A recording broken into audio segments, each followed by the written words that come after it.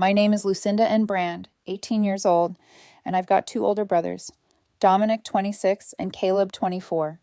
Both of them are what you'd call high maintenance with a capital H. Think designer watches, expensive brunches, social media, perfect lifestyles, and this magical ability to always have money for what they want while somehow never having money for responsibility. My parents, Robert and Linda, are what I'd call upper middle class wannabes. Dad's a regional sales manager for a medical supply company and pulls in about $120,000. Mom works part-time at a real estate office, maybe another $40,000. They live in this cookie-cutter suburb where everyone pretends to have more money than they actually do. You know the type. Leased luxury cars in every driveway, houses mortgaged to the ceiling, credit cards maxed out to maintain appearances. Growing up, the family dynamic was pretty straightforward. My brothers were the princes who got everything, and I was the responsible one who was expected to figure things out on my own. Not because I was a girl or anything profound like that, just because I didn't demand attention the way they did. Dominic was the dramatic one. Every life event became a production that required the entire family's participation and financial support. His high school graduation, Mom and Dad threw a party that cost more than most people's weddings. His college graduation, same thing except bigger. When he got his real estate license after 3 tries, they celebrated like he'd passed the bar exam. Caleb was worse in some ways because he was sneaky about his manipulation. He'd get upset at exactly the right moments, play the victim when things didn't go his way, and had this talent for making you feel guilty if you didn't give him what he wanted. Where Dominic demanded things loudly, Caleb extracted them through emotional warfare. I learned early that the best strategy was staying under the radar. I did well in school without making a big deal about it. I worked part-time jobs starting at 15, mowing lawns, then bussing tables at a local diner, eventually landing a gig at an auto parts store where I actually learned useful skills. I saved every dollar I could because I'd watched my brothers blow through money like it grew on trees. By the time I hit 17, I had about $12,000 saved up from 3 years of work. Not bad for a high school kid. I was planning to use it for college expenses, maybe trade school if I decided to go that route. My grades were solid, not valedictorian material, but good enough for state schools with some scholarship potential. The thing is, I'd always known about my trust fund. My grandpa, Dad's father, had set it up when I was born. He'd been a mechanical engineer, worked for Boeing for 30 years, retired with a solid pension and good investments. When he passed away when I was 7, he left trust funds for all 3 of his grandkids, equal amounts managed by my parents, until we turned 18. Nobody ever told me the exact amount, but I'd overheard conversations over the years that suggested it was substantial enough for a solid 4-year degree at a decent school, maybe with some left over. I did the math in my head. If it was set up in the late 90s and had been growing for 18 years, even a modest initial investment would be worth something significant by now. My plan was simple. Graduate high school, work for a year to build up additional savings, then use the trust fund for a mechanical engineering degree at State. Follow in Grandpa's footsteps, maybe learn a trade first, HVAC or electrical work, so I'd have practical skills and a fallback income source while studying. I had spreadsheets, actual spreadsheets on my laptop, breaking down costs, potential scholarships, work-study options. I'd researched which programs had the best job placement rates, which schools offered co-op programs with paid internships. This wasn't some vague dream. It was a detailed plan built on the assumption that the trust fund would cover tuition and living expenses. The only variable I couldn't control was the exact trust fund amount. But every time I asked about it, Mom and Dad would give me these vague reassurances about having plenty for college and nothing to worry about. I should have pushed harder, should have demanded exact numbers. But I trusted them. Stupid, right. My 18th birthday fell on a Saturday in June, about 2 weeks after high school graduation. No big party planned. That wasn't really my style.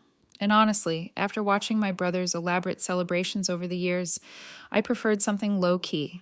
I figured we'd do dinner at home, maybe go out for dessert, and then I'd finally get the trust fund details so I could start making concrete college plans. Instead, I got the conversation that changed everything. We were sitting in the dining room after dinner. Mom had made my favorite lasagna with garlic bread, which should have been my first warning sign. She only cooked elaborate meals when she was trying to soften bad news, but I was too focused on the trust fund conversation to notice the pattern. So I said, pulling out my laptop, I've been doing research on college programs. I wanted to go over some options with you guys and figure out the budget based on the trust fund amount. The silence that followed lasted maybe 3 seconds, but felt like 3 years. Dad cleared his throat. Mom suddenly became very interested in her water glass. That's when my stomach dropped. About that, Dad said slowly. We need to talk about your expectations regarding Grandpa's trust fund. Expectations, not plans. Expectations. Okay, I replied carefully. What about it? Mom jumped in with this fake, cheerful voice that made my skin crawl. Well, sweetie, you know your brothers both got married in the last few years. Beautiful weddings. Dominic's was at that gorgeous vineyard and Caleb's was at the country club. Those were really important family milestones. I stared at her. What does that have to do with my trust fund? Dad took over. Those weddings were expensive, very expensive, and as parents, we wanted to give your brothers the best possible start to their marriages. Family is about supporting each other during important life events. My hands went cold. How expensive? I asked, even though I already knew the answer. Dominic's wedding cost about $85,000, Mom said, like she was discussing grocery bills. Caleb's was around $78,000. Plus, we helped them both with down payments on their condos. That was another $40,000 combined. I did the math instantly. $203,000 in weddings and condos. And you paid for this. How? I asked, even though my voice was already going flat. We had to make some difficult financial decisions, Dad said in his corporate voice. The trust funds were available resources, and we determined the best use of those resources was supporting your brothers during critical life transitions. You spent my trust fund on their weddings, I said. Not just yours, Mom added quickly, like that made it better. We used portions of all 3 trust funds. It was fair. Everyone contributed to these important family events. Fair. They'd stolen from all 3 of us, and somehow that made it fair. How much is left? I asked. My voice sounded weird in my own ears, distant. Dad pulled out a folder. He'd actually prepared paperwork for this conversation. He handed me a statement showing the current trust fund balance. $8,472. Out of what should have been around $180,000 based on what I'd overheard over the years, there was less than $9,000 remaining. They'd burned through nearly all of my inheritance to fund my brother's Instagram-worthy weddings and starter condos. I know this isn't what you were expecting, Mom said gently, but family means making sacrifices for each other. Your brothers needed help at important times in their lives. When you get married someday, I'm sure they'll return the favor. I stared at that number until the digits blurred. Did they know? I asked. Did Dominic and Caleb know? My parents' pause told me everything. They knew it was family money, Dad said carefully. That's not what I asked, I said. Did they specifically know you were taking it from my trust fund that Grandpa set up for my education? Mom's face tried to look sympathetic, but it only looked guilty. They might have been aware that we were reallocating some resources. They knew. My brothers knew they were spending my future on their wedding flowers and photographer packages and whatever else goes into an $85,000 wedding. And they didn't care. I closed my laptop very carefully, stood up, walked to my room, closed the door, and started planning. Not revenge. That's too emotional. Planning like an engineering problem. Identify the issue, gather data, determine solutions, execute with precision. I sat on the edge of my bed, staring at the wall for a long time after I closed that door. I could still hear my parents' voices downstairs, muted and careful, like they were waiting for me to come back out and say I understood. Like this was a misunderstanding that could be smoothed over with the right tone and a guilt-soaked hug. My hands were cold, but my head was too clear. That's what scared me. I wasn't crying, I wasn't shaking. I felt like something inside me had snapped into place, like the part of me that still believed they would protect me had quietly died without making a sound. I replayed the words over and over. Family means making sacrifices. Everyone contributed. It was fair. They said it like they were explaining a math problem, not confessing. They had drained my education fund to pay for Dominic's vineyard wedding and Caleb's country club wedding, and 2 condo down payments I wasn't invited to celebrate. And the part that kept digging into my ribs like a splinter was the way my mother said, "When you get married someday, I'm sure they'll return the favor," as if my education was optional, as if my future was something I could pause while my brothers collected their perfect photos and champagne toasts. I went back downstairs eventually, not because I wanted comfort, because I wanted information. I needed to hear them say it again, in full, without the softening. I needed to know exactly how deep the lie went. My father was sitting at the dining room table with that folder still open. My mother was hovering beside him, like she was afraid I would run out the door. The scene looked staged, like they had rehearsed it. the lasagna, the paperwork, the silence before the confession. It made me wonder how long they had been waiting for this day. "So you took it," I said, keeping my voice flat. "You took Grandpa's money that he set aside for my education, and you spent it on their weddings and condos." Dad tried to sound reasonable. "Lucinda, it wasn't like that. The trust funds were resources. As parents, we had to allocate resources to support the family." "Did you allocate any resources to me?" I asked. Mom stepped in quickly. "Sweetie, we gave you a home, food, stability." I looked at her. "You gave me the basics and called it generosity. You gave them parties and condos and called it milestones." Dad's jaw tightened. "That's not fair." The word fair again. Like they loved it because it sounded objective, like it turned theft into a family policy. "How much was mine supposed to be?" I asked. Dad glanced at the statement like it might protect him. "It depends on the market." "That's not what I asked," I said. "Ballpark, what was mine supposed to be?" Mom answered because Dad wouldn't. "We don't know exactly. It grew over time." "You do know," I said, pointing at the folder. "You know enough to print out a current balance statement and sit me down like this. So tell me what it should have been." Dad exhaled like I was being difficult.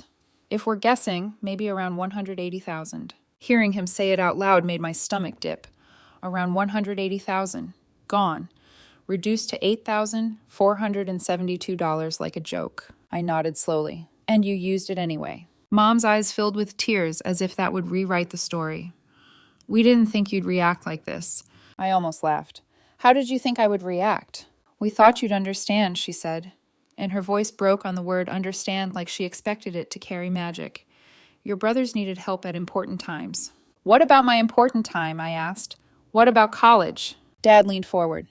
"You can take out student loans like everyone else." That sentence landed harder than anything else they had said. It wasn't even remorseful. It was practical. It was the logic of people who had already justified everything in their heads and were irritated I was not cooperating. "You're telling me to go into debt," I said, "because you spent my education fund on their weddings." Mom flinched. "Don't say it like that." "How should I say it?" I asked. "What's the nicer version of that sentence?" Silence. Then I asked the question I already knew the answer to, because I needed to hear them confirm it. "Did Dominic and Caleb know you were taking it from my trust fund?" Dad hesitated. Mom's eyes dropped. That hesitation was the confession. "They knew we were using family resources," Dad said carefully. "I didn't let him slide." "Did they know it was my trust fund?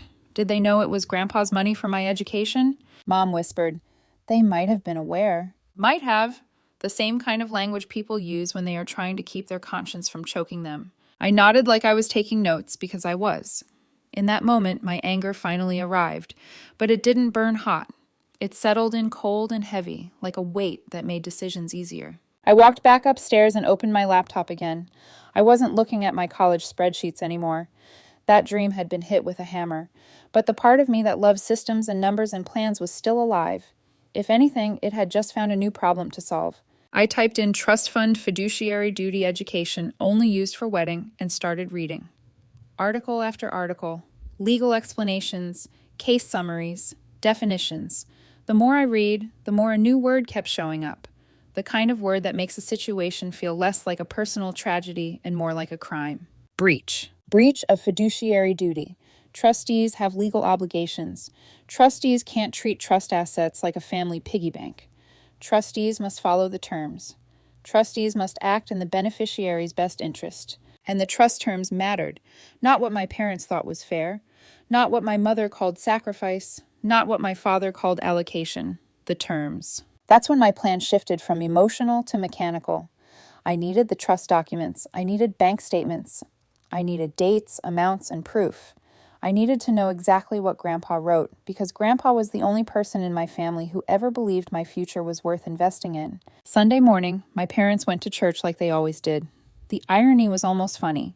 People who stole from their own child's education fund still dressed up and went to sit in a pew and pretend they were righteous. I waited until their car pulled out of the driveway. Then I went into Dad's home office. My father was meticulous about paperwork, color-coded folders, filing cabinets, labels, an alphabetized system that made him feel in control. For years, I had watched him take pride in being organized, like organization was the same thing as integrity. That day, it became his biggest mistake. I opened the filing cabinets and looked for anything related to Grandpa's estate. It didn't take long. A folder labeled with my grandfather's name sat exactly where you would expect it, like Dad never imagined anyone would ever challenge him. Inside were the trust documents. I stared at the first page for a long moment, then took out my phone and started photographing every single page, slow and steady, making sure the text was clear. I didn't skip anything. Signatures, dates, clauses, terms. Then I found the bank statements. And that's when it stopped feeling like a vague betrayal and started looking like a timeline of theft. Withdrawal after withdrawal, huge chunks of money leaving the account in the same months. Dominic posted engagement photos, and my mother toured venues, and my father bragged about making it special. More withdrawals right before Caleb's wedding. Another cluster right around the time both of them bought condos and posted keys in their hands like they had earned them. I photographed everything. Then I went deeper. I found statements for Dominic's trust and Caleb's trust too. Same pattern. Money pulled from all three accounts and then redistributed like gifts and support, like my parents were laundering the truth through family smiles. But here's what was different. I was the youngest. I was the one who couldn't object. I was the one who didn't know. And they treated that like permission. When my parents came home from church, I was in my room with my door closed. Not because I was hiding, but because I was assembling evidence. I created folders. I labeled files by date.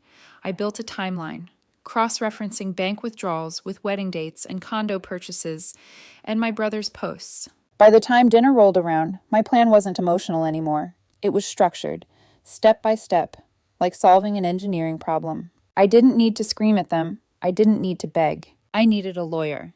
Monday morning, I woke up before my alarm even went off. Not because I was excited, but because my brain had already started running calculations again. Numbers, timelines, possibilities. Once a problem turns into a system, my mind doesn't let it go until I understand every moving part. The first step was simple. I needed professional confirmation that what my parents did wasn't just morally wrong, but legally wrong. So I started calling law firms. Not random ones either. I searched specifically for attorneys who specialized in trust litigation. If my parents had violated the terms of my grandfather's trust, I wanted someone who dealt with that kind of case every day. By noon, I had consultations scheduled with 5 different firms throughout the week. The first meeting happened Wednesday afternoon in an office downtown that looked like it cost more per month than my parents' entire mortgage. Floor-to-ceiling windows, polished wood desk, framed law degrees from universities I couldn't even dream of affording. The lawyer's name was Daniel Patterson. He was probably around 50. Sharp suit, calm eyes, the kind of person who listened without interrupting and made notes with the same deliberate patience I used when building spreadsheets. I handed him the folder I had prepared. Trust documents, bank statements, my timeline of withdrawals and wedding dates, screenshots of my brother's social media posts celebrating their venues and condos. Patterson spent about 10 minutes reading in silence. Then he leaned back in his chair and said 3 words that changed everything. This is actionable. I felt something in my chest loosen for the first time since my birthday dinner. Actionable how? I asked. He tapped the trust document with his pen. Your parents were trustees. That means they had fiduciary duty. Legally, they were obligated to manage these funds in your best interest and according to the terms set by the trust creator, which was my grandfather. Correct. He flipped to the clause I had already memorized. Funds to be used exclusively for post-secondary education expenses, tuition, books, fees, and reasonable living expenses while enrolled. He looked up. Weddings are not education. Neither are condo down payments. So this counts as breach of fiduciary duty, he continued, a very clear one. How much are we talking about? I asked quietly. Patterson pulled out a calculator. Initial deposit of $50,000 in 1998. If it was invested conservatively at even 6% annually for 18 years. His fingers moved across the keypad. That would place the trust value around $142,000. I swallowed, and they left me $8,000. Approximately $8,472, according to this statement. He tapped the paper again. So roughly $134,000 in damages, possibly more, depending on investment performance and punitive considerations. Punitive. That word stuck in my head. What about my brothers? I asked. They benefited from this money. Patterson paused.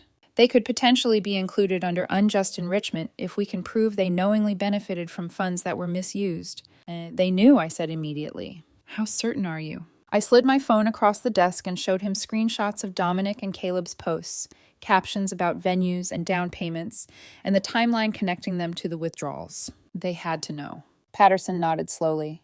That would make the case stronger. Then he gave me the warning. This will get ugly. How ugly? You would be suing your parents, potentially your brothers as well. Family lawsuits tend to become emotional, scorched earth situations. I thought about my mother saying family means sacrifice, about my father saying I should just take student loans, about the way they paused when I asked if my brothers knew. Good, I said. Patterson studied my face. You're sure? Yes. He leaned forward slightly. If we move forward, here's how it works. We file the complaint. Your parents are served. There will be discovery, depositions, and potentially a trial if they refuse to settle. What are the chances of settlement? Most cases like this settle once the evidence is presented, he said, especially when the other side realizes they will lose in court. And if they don't, then we go to trial and ask a judge to order repayment plus damages. I thought about the number again, $134,000. Not just money, 4 years of tuition, the future my grandfather had planned for me. I looked at Patterson. I want them included, I said. Your brothers. Yes. He nodded once. All right. Then he slid a contract across the desk. Retainer fee is $5,000. That was almost half of everything I had saved in 3 years of working. I signed anyway. The moment the pen left the paper, something inside me settled into place. Not relief exactly, more like commitment. The point where turning back becomes impossible. Patterson moved quickly. Within 2 weeks, the complaint was drafted. My parents were listed as primary defendants for breach of fiduciary duty. Dominic and Caleb were listed as secondary defendants for unjust enrichment. The lawsuit demanded repayment of the trust fund balance that should have existed, plus damages. The day they were served was apparently memorable. I only heard about it later from Patterson. The process server showed up at my parents' house around noon. Dad answered the door, saw the legal envelope, and apparently shouted, "Are you kidding me?" loud enough that 2 neighbors looked over their fences. I wasn't there. I had intentionally stayed at work that afternoon. I figured it was safer than being home when my parents realized their youngest child had just sued the entire family. Around 3 o'clock, my phone started exploding. Missed calls, text messages, voicemails. Mom, Dad, Dominic, Caleb. The messages shifted tone rapidly. First confusion, then anger, then guilt. Dad, we need to talk about this immediately. Mom, please call us. We can work this out as a family. Dominic, are you serious right now? Caleb, I can't believe you're doing this over money. I didn't respond to any of them. Patterson had been very clear about that. All communication goes through attorneys now. So instead of replying, I forwarded every message to him. His response came back 10 minutes later. Good, they're panicking, which meant they understood exactly how serious this had become. The next few weeks felt surreal, like I had stepped outside my own life and was watching the fallout from a distance. My parents hired a lawyer almost immediately. Apparently, it was someone my father knew through work, a general practice attorney who mostly handled contracts and minor disputes. Not exactly the kind of person who specialized in trust litigation. Patterson didn't seem worried when I told him. That means they're reacting emotionally instead of strategically, he said, which is usually good for us. Their first response to the lawsuit was exactly what you would expect. The official filing claimed I was being unreasonable and vindictive, that the trust funds had been used appropriately for family support, that this was a private family matter that should be resolved without courts or lawyers. Patterson dismantled that argument in about 2 pages. He cited the exact language of the trust document. He cited precedent cases where trustees had been penalized for misusing funds meant for education. He made it very clear that weddings and condo down payments were not educational expenses under any reasonable interpretation of the word. The judge agreed and ordered the case to proceed. Then discovery started. Discovery is the phase where both sides have to hand over all relevant documents, financial records, communications, anything connected to the case. Patterson requested everything connected to the trust accounts and the withdrawals. Every bank statement, every transfer record, every piece of communication about how the money was used. My parents' lawyer tried to fight it. He filed motions claiming the requests were too broad, too invasive, violated family privacy. Patterson didn't even seem annoyed. He just filed a response pointing out that when you're accused of breaching fiduciary duty over 6 figures of trust money, privacy arguments tend to disappear. The judge sided with him. My parents were ordered to produce everything within 30 days. That's when things got interesting. Because my parents weren't the only ones who had records. My brothers had phones, and phones remember everything. During discovery, Patterson received copies of text messages that had been saved during the wedding planning periods. Messages between my mother and Dominic, between my father and Caleb, between all of them discussing the expenses. One message from Dominic stopped me cold when Patterson showed it to me. Talk to the venue today. They need the final payment next week. Can you access Lucinda's trust fund for it? She's only 15. She won't even know. I stared at the screen for a long moment. Another message from Caleb appeared a few months later. The condo down payment is $20,000. Can we use some of Lucinda's fund? I'll pay her back eventually. Promise. Eventually. The word hit me harder than the number. Eventually meant never. Eventually meant someday in a vague future where no one would remember the promise. Patterson looked almost pleased when he finished reviewing the messages. This is excellent, he said. Excellent? He nodded. It proves knowledge and intent. Your brothers specifically referenced your trust fund. They knew exactly where the money was coming from. I leaned back in the chair, feeling something shift again inside my chest. For a moment I had wondered if maybe my brothers really hadn't known the full details. Maybe my parents had misled them. Maybe they thought the money was coming from savings or loans. But the text erased that possibility. They knew. They knew I was 15 when they started using my money. They knew it was my trust fund. They knew I wouldn't find out. And they used it anyway. The next step was depositions. Depositions are basically interviews under oath. Everyone involved sits in a room with lawyers and a court reporter while they answer questions. Every word is recorded. If someone lies, it can become perjury. My parents went first. I didn't attend the depositions in person. Patterson recommended that I wait and read the transcripts afterward. But when he emailed them to me, I read every line. My father spent 3 hours trying to justify his decisions. He said he intended to replenish the trust fund before I turned 18. He said he believed family support fell under the spirit of the trust. He said the weddings were important life events and he was doing what any good parent would do. When Patterson asked how he planned to replenish the funds, Dad gave vague answers about business bonuses and future income. When Patterson asked why he hadn't started replacing the money after the first withdrawal 3 years earlier, Dad had no answer. Then Patterson showed him the financial statements, luxury car lease payments, country club membership fees, vacation charges, thousands of dollars spent every month on things that had nothing to do with supporting the family. Dad stumbled over his explanation. The transcript showed long pauses where he tried to find words that didn't make him sound guilty. Mom's deposition was worse. She cried through most of it. She said she never meant to hurt me. She said she thought I would understand. She said she believed families share resources and support each other. Patterson asked her one simple question. Did you understand that the trust document specified the funds were to be used exclusively for Lucinda's education? Yes, she admitted quietly. Then why did you spend them on weddings? I thought it was what was best for the family. Did Lucinda agree to that decision? She was a minor. That wasn't the question, Patterson said. Mom didn't answer for several seconds. Then she whispered, no. When it came time for Dominic and Caleb to testify, something unexpected happened. Their lawyer advised them not to answer certain questions. Instead, they invoked the Fifth Amendment. That meant they were refusing to answer on the grounds that their responses might incriminate them in a criminal case. Legally, it was allowed. But in a civil court, it looked terrible. According to the transcript, the judge actually asked their lawyer directly, your clients are invoking the Fifth Amendment in a civil case involving trust funds. Yes, Your Honor. She wrote something down on her notepad and said, noted.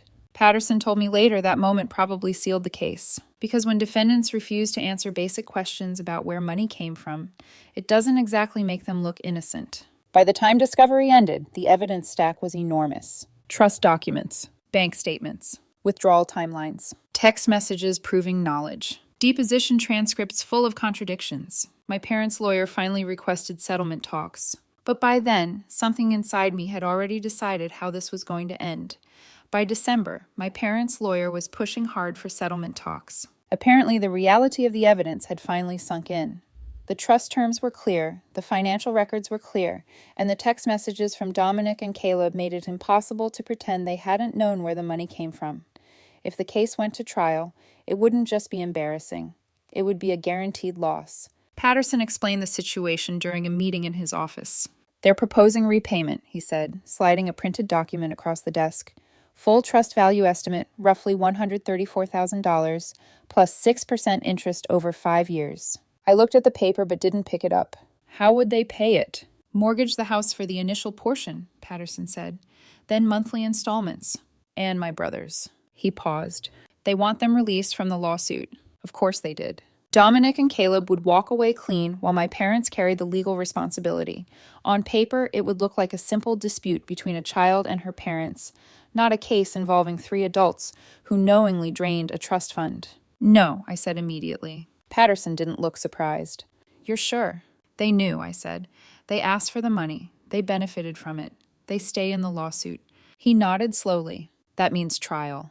Then we go to trial. He leaned back in his chair, studying me for a moment. You understand this will destroy whatever relationship remains with your family. I thought about that. About the lasagna dinner. About the way my parents had calmly told me to take out loans. About the text messages where my brothers joked about using my trust fund because I was too young to notice. They destroyed the relationship first, I said. Patterson smiled slightly. All right then, let us go to war. The trial was scheduled for March. In the months leading up to it, both sides filed motions and prepared arguments.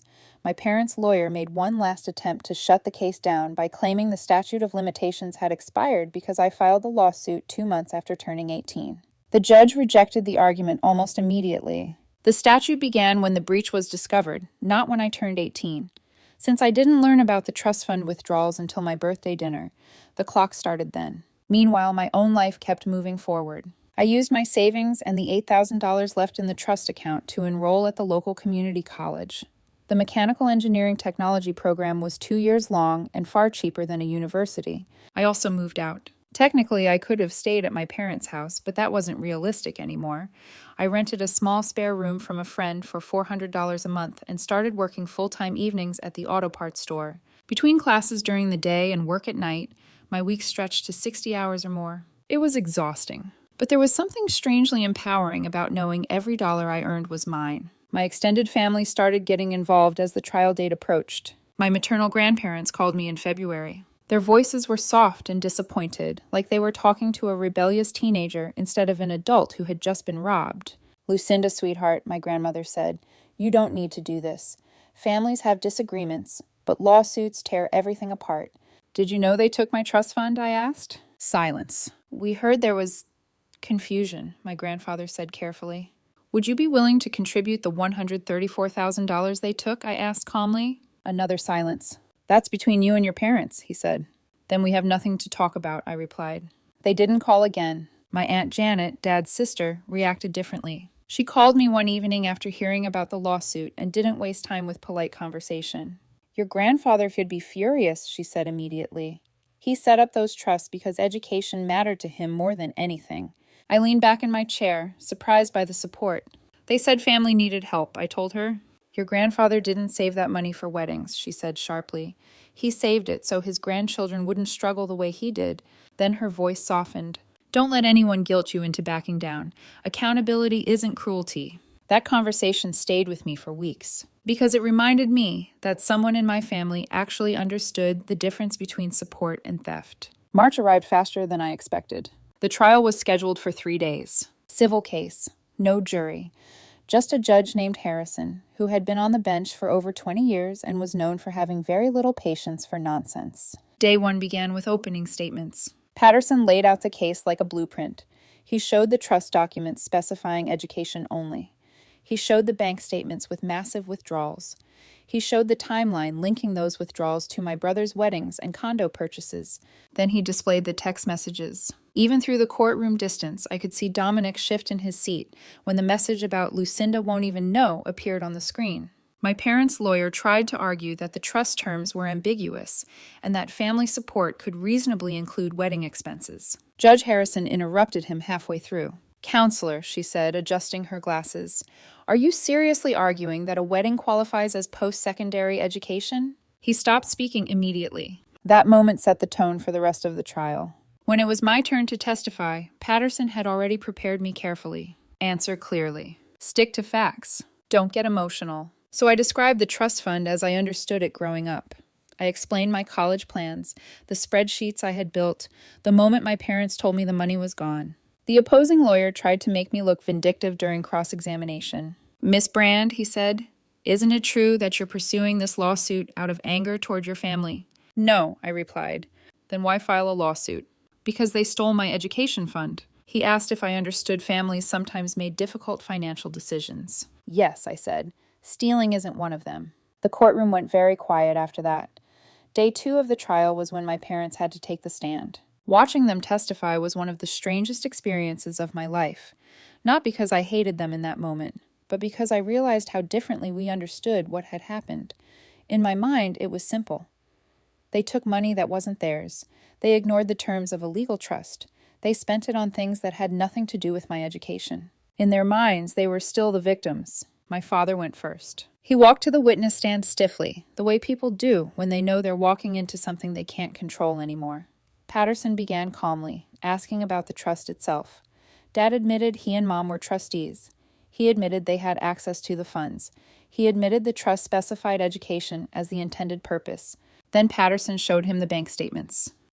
"Mr. Brand," he said, pointing to the highlighted withdrawals, "can you explain why $85,000 left this account 3 months before your son Dominic's wedding?" Dad shifted in his seat. "That was part of family support," he said.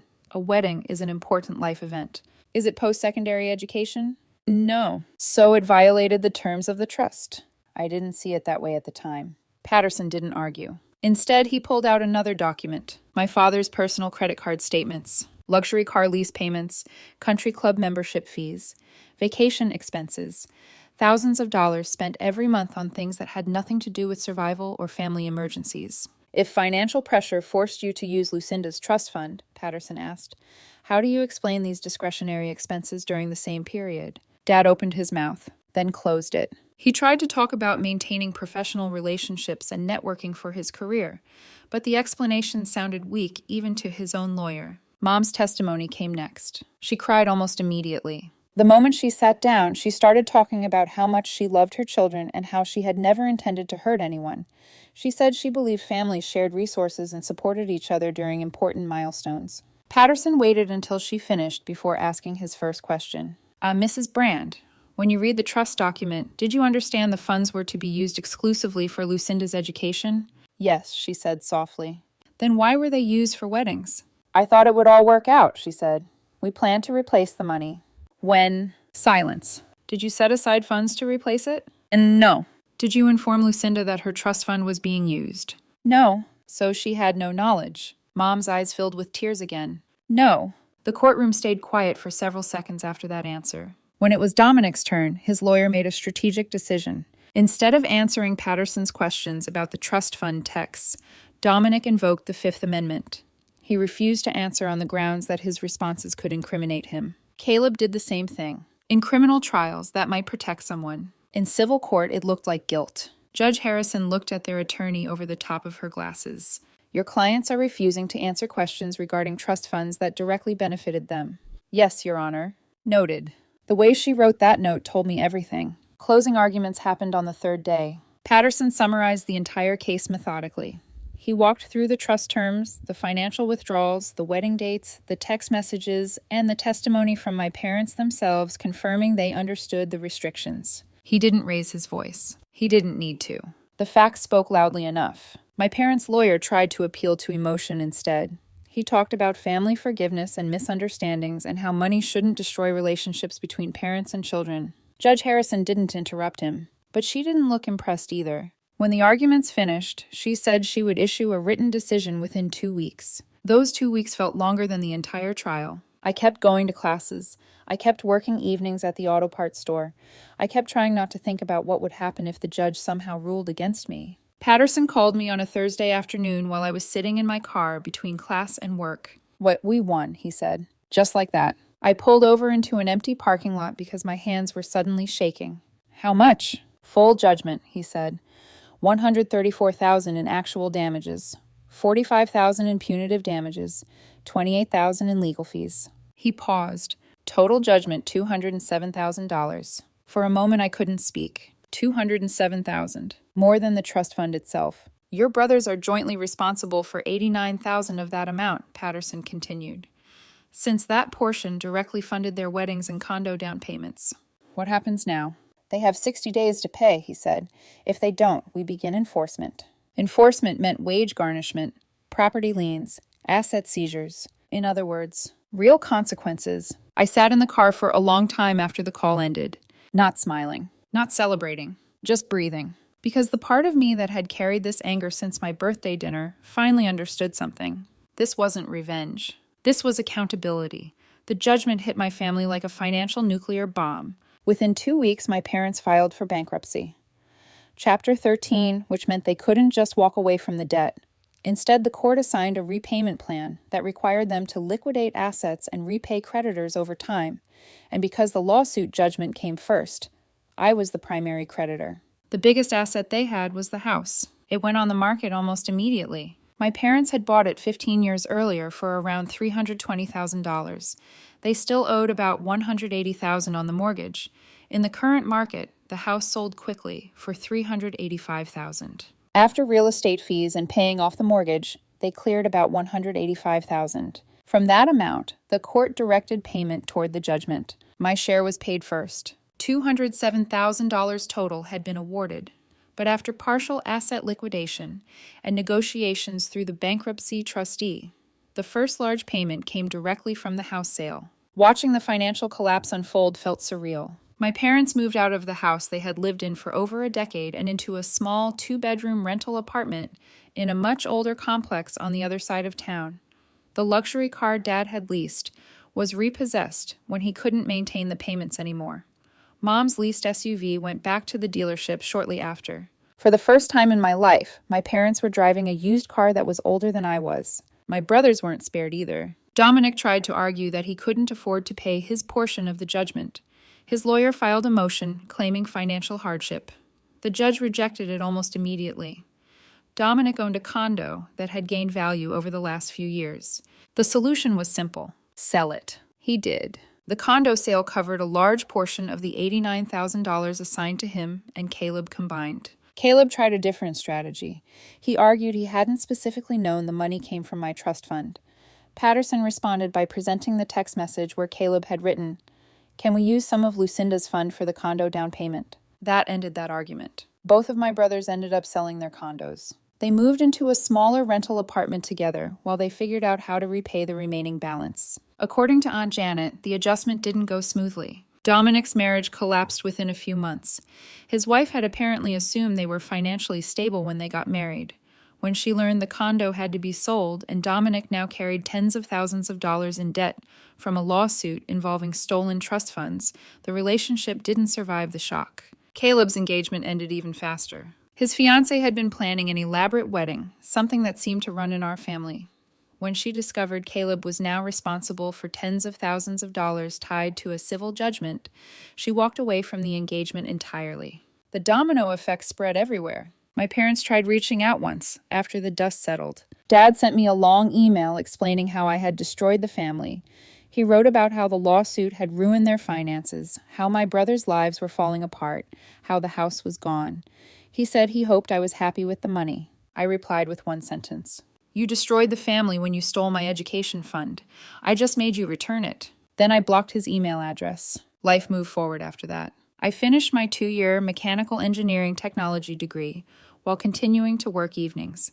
I used part of the recovered funds to cover tuition for the next stage of my education without taking out loans. For the first time, the money my grandfather had intended for my future was actually being used for my future. I also moved into a small apartment closer to campus. It wasn't glamorous. 1 bedroom, 2nd floor, old building with questionable plumbing. But it was mine. Every piece of furniture inside it was paid for by money I earned or recovered legally. And that mattered. My extended family eventually stopped trying to convince me to reconcile. Aunt Janet invited me to Thanksgiving that year. Her house felt different from my parents' place. Less performative, less concerned about appearances. Her kids treated me like family instead of a problem to be managed. For the first time in a long time, a holiday dinner felt normal. Through Janet, I occasionally heard updates about my parents. Dad had taken on extra work hours trying to rebuild his credit and repay the remaining debts. Mom had lost her job at the real estate office not long after the bankruptcy became public record. Apparently, it's difficult to sell million-dollar houses when everyone in the office knows you were sued by your own daughter over trust fund theft.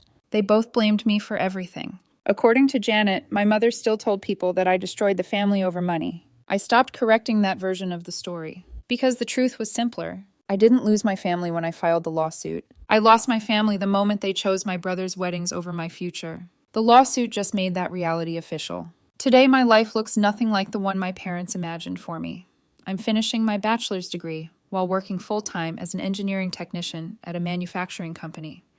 I'm paying my own bills, building real savings, and slowly constructing the future my grandfather tried to give me.